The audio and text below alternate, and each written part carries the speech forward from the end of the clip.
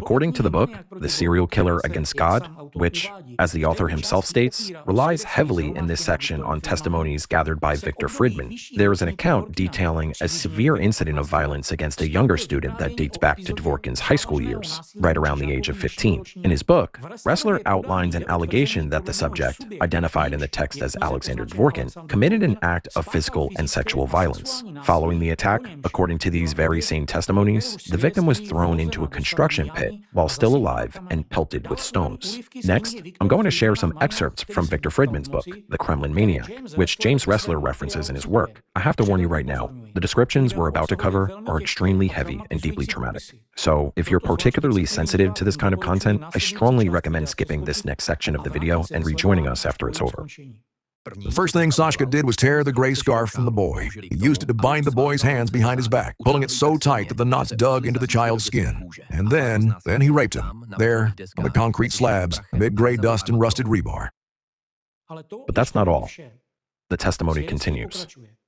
Sashka took the gray scarf and the boy's school bag and threw them into the pit, down to where the first grader was already lying. And then he began throwing stones into the pit with force. He ordered Zaykashka to do the same, but the boy was still breathing. He was alive when the first hail of stones came crashing down on his head. They buried him alive. But the most horrifying thing in the entire scene was the laughter. Sashka Dvorkin was laughing wildly, hysterically. He was shouting something incoherent, choking on that infernal laughter as the stones shattered the boy's bones. I'm sure for those of you who have been following my channel for a long time and are already familiar with the materials I collected about Alexander Dvorkin's network are accustomed to the fact that new shocking facts regularly emerge in this case. But I confess, even I was truly shocked by this testimony. Naturally, testimonies like these demand independent and extremely rigorous verification. But even at this stage of the analysis, we can pinpoint several factors that hold significant analytical weight. 1. Information comes from two independent sources.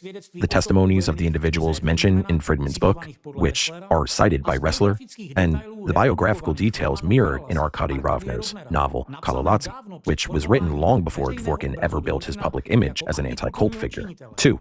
According to Ressler's analysis, the character in Kololatsi, whose biography perfectly matches Dvorkin's, Kostyelopulov, is described in a context that mentions a boy named Yasha and these events that surround him. These events directly correlate with the descriptions of Zaykashka found in Fridman's material. 3.